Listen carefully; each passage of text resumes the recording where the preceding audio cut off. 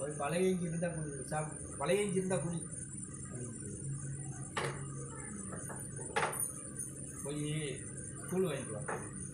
நீங்கள் கூழை தான் வாங்கிட்டு வருவான் போய். அப்படி அதிகார பாசையில் நிறைய இருக்கு.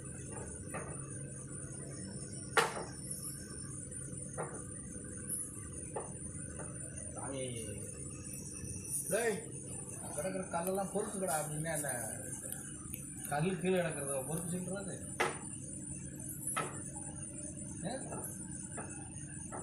கல் பொறுப்புங்கடானாலே அது சரியாக இருக்கும். ஆனால் ஏதாவது கல் பொறுப்புவாங்க, பொறுப்பிட்டுன்னு விட்டுருவார். பொறுப்பிட்டு இன்னும் சுத்தமாக இப்படி இருக்கிற இடத்துல கல்லை பொறுத்து சொல்லுவார். எல்லாம் அப்போ மந்தர் தான் கிளச்சி கிளச்சி கிளச்சி கிளச்சி பொறுப்புவாங்க. புரியுதா? இப்படி நிறைய இருக்குது பரிகாரம். இப்படியெல்லாம் நடத்தினா நீங்கள் என்ன பண்ணுவீங்க? இவ்வளவு புரிகிற பாஷையில் உட்காந்து இதனால் மணிக்கணக்கில் சொன்னால் கூட உங்களுக்கு இன்னும் புரியல சாமி, தெரியல சாமி. இந்த மாதிரி நடத்திட்டு போனால் என்ன செய்வீங்க?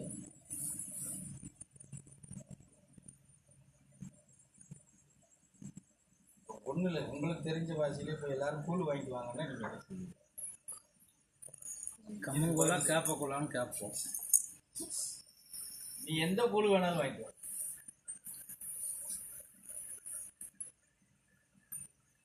எங்களுக்கு தேவை கூழ் வாங்கிட்டு வரணும். கூழ் வாங்கிட்டு வரணும். கேப்ப மாவுக்கு வாங்குவேன். கம்மங்கூழ் இருக்குது, கேப்பக்கூழ் இருக்குது சாமி. அதைத்தான் எந்த கூழ் வேணாலும் வாங்கிட்டேன். கூழ் வாங்கிட்டு வேணா கூழை தான் வாங்கிட்டு வருவீங்க நீங்கள். அதுக்கு பொருள் கிடையாது.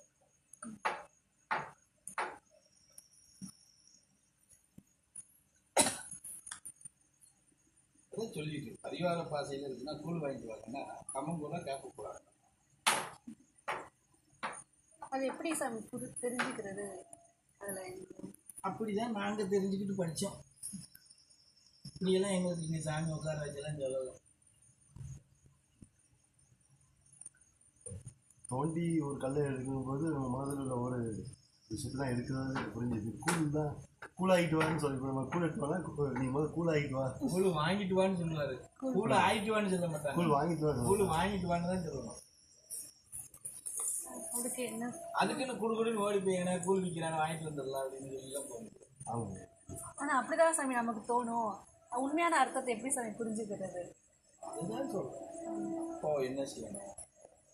இந்த விஷயங்கள் எல்லாம் சில இப்போ இங்கே கிட்டத்தட்ட இப்போ 3 வருஷம் விடாமல் உபதேசம் கொடுத்துட்டு தான் இருக்கிறோம். உபதேசத்தை நீ உன்னிப்பாக கவனித்து உனக்குள்ள உள்வாங்கினால் மாத்திரம்தான் இந்த மாதிரி வார்த்தைகளுக்கு உனக்கு பொருள் புரியும். அப்போ பேர் கண்ணை இப்படியே உட்காந்துட்டு இருந்தேன்னு வச்சுக்கா, ஒன்றும் புரியாது.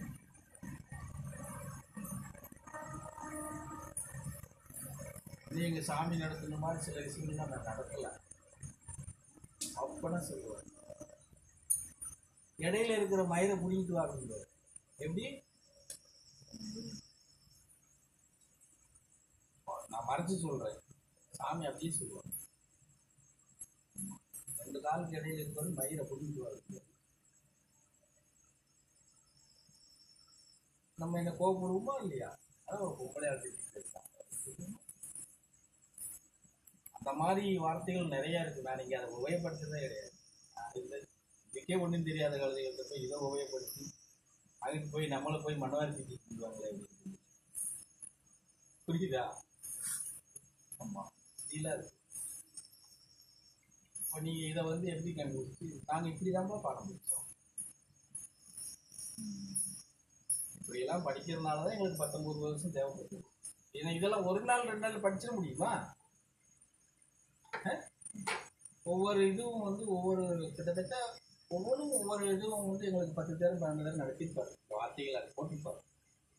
நாங்கள் 4-5 பேரும் 5-6 பேரும் திணறி இருப்போம். அதுக்கப்புறம் தான் நாங்களே கண்டுபிடிச்சிட்டு அப்படி தான் தெரிஞ்சு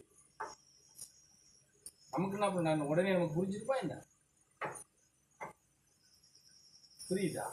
அப்போ அந்த நம்மளாவது உபதேசம் நடத்துகிறோம். சாமி உபதேசம் தான் நடத்துகிறோம். சொல்லிடுவாங்க, அது மேலே நம்ம கவனமாக இருக்கணும். அந்த வார்த்தை திருப்பி கோளுங்கிறது அறிவாசம். அப்படி யோசிச்சு யோசிச்சு பாரு. நீ சொன்னதை உடனே அதான் சாமி அப்படின்னு கேட்டா எப்படி நான் ஆமான்னு சொல்லி போறான். கரெக்டா இருந்தா ஆமான்றான். என்ன பண்ணுங்க அது வருமா அப்படி கேட்க. கூறு, அறிவு, புத்தி, தெளிவு. கொஞ்ச நேரத்துக்கு முன்னாடி சொன்னேன், நீ சொன்னதுக்கு அது வேணா சேரும். கத்தி கூர்மையா ரெண்டு காலுக்கு இடைக்கிறதுல புடிங்கிட்டு வேணும்னு சொன்னார்ல, அது வேணா அறிவுக்கு சேரும். வார்த்தை என்னமோ கொச்சையா இருக்கும், ஆனா விடை வந்து ரொம்ப நைஸா நல்லா இருக்கும். ரைட் தான். மயிறு அறிவு, அறிவு. மூளை மூளை மூளைதான். அவட்டுக்குள்ள இருக்கிறத புடிங்கிட்டு வா அப்படின்னா என்ன அர்த்தம்? மண்டைக்குள்ள இருக்கிற மூளையே தேடுன்னு அர்த்தம். புரியுதா? மூளையை தேடு, அறிவை தேடு. ஆனா வார்த்தை கொச்சையா இருக்கும் இல்லையா? ஆமா, அப்படித்தான். அதுக்கு விடைகள் தெரிஞ்சோம்னா ரொம்ப தெளிவா இருக்கும்.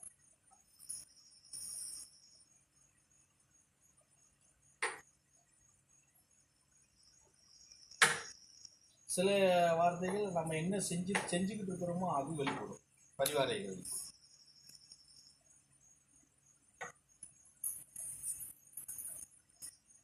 பொம்பளையா இருந்தா போப்பா போன இடத்துல வந்த இடத்துக்கெல்லாம் காலை தூக்கிக்கலாம். இது நம்ம செஞ்சுக்கிட்டு இருக்கிறத சுத்திக்காங்க. பொம்பளையா இருந்தாலும் ஆம்பளையா இருந்தாலும் நம்ம என்ன செஞ்சுக்கிட்டு இருக்கிறோமோ அதை வெளிப்படுத்துறதுக்காக இந்த வார்த்தை.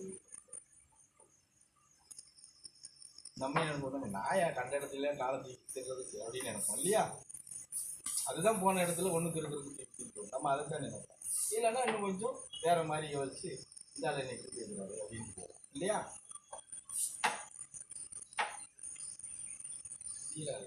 இருக்கு நிறையா. இது எல்லாம் தெரிஞ்சுக்கிட்டவங்களுக்கு எல்லாம் தெரிஞ்சுக்கணும்னா கூட இதுல ஓரளவுக்கு ஒரு 10% தெரிஞ்சுக்கிட்டாங்கன்னா யூனிஃபார்மா இருக்க முடியும். சரி, ஸ்கூலுக்கு என்னன்னு சொல்லுங்க. கொண்டாடிட்டு உறங்காம இருக்கு. அப்பதான் சொல்லுவீங்களா? ஆமா, சரி. யோசிக்கணும்டா சாமி, உடனே தெரிஞ்சுக்கணும். நம்ம மூளைக்கு வேலை கொடுக்கணும்லப்பா.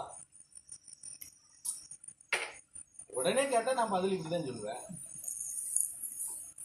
கொஞ்சமாவது நம்ம மூளைக்கு வேலை கொடுக்கணும். இது என்ன, இதுக்கு என்ன பதில் வருது, அதுக்கு எதுவுமே அதான் நோகாம நோம்பி போடுறது எல்லாமே. இன்னும் எங்க பாஷையில பேச போனா புடுக்கப்படாம புள்ள பிறன்னு நினைக்கிறது.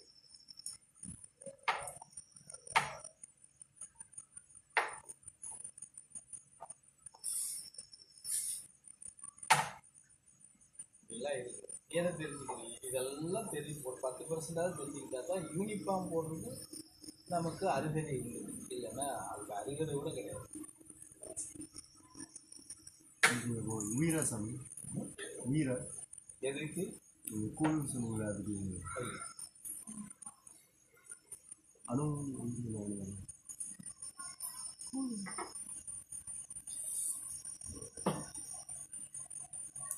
நீங்கள் இன்னும் மட்டும் இதே அந்த இதே சொன்னீங்களா? குழந்தைகளை இருக்காம இது சொல்கிறேன்னு போது எனக்கு அந்த மாதிரி யோசிக்கிறாங்க. இல்லை அந்த மாதிரி அதுக்கு சொன்னது அது உடனே கேட்ட அதுங்கிற ஒரு விஷயம்தான்.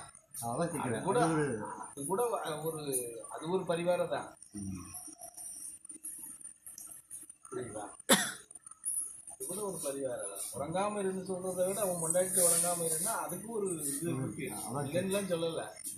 அப்ப இதுக்கு என்ன, நம்ம இப்படி கேட்டமே இவர் ஏன் இப்படி சொல்றாரு, அப்ப இதுக்கு என்ன அப்படிலாம் ஓட்டணும். புரியுதா சொல்றது? எதை செய்ய இது வேண்டாங்காரு அது வேண்டாங்காரு, அப்ப ஏதோ ஒரு விஷயம் இருக்கு அதுக்குள்ள. அதை கேட்டா இதை சொல்றாரு, இதை கேட்டா இன்னொன்னு சொல்றாரு. அப்ப இதுக்கு எல்லாத்துக்குள்ள என்னமோ இருக்கு. நம்ம அப்படி யோசிச்சு போகணும். அதுதான் சித்தாந்தம், அதுதான் சித்தர்களுடைய நிலைப்பாடும் கூட. அப்படி யோசிக்காம நம்ம அதை வேற மாதிரி யோசிச்சுட்டோம்னா நம்ம அந்த இடத்துக்குள்ள நிக்கவே முடியாது. புரியுதா நான் சொல்றது? அதுக்காக வாழ்றவங்க ஊரா போய் உறங்காதுன்னு சொன்னா அது நியாயமான இதா இருக்குமா? ஆனா அது நியாயம் இல்லைன்னு தெரிஞ்சப்பறம் அதை உபயோகப்படுத்துறாங்கன்னா அப்ப அதுக்குள்ள என்ன இருக்கு? புரியுதா?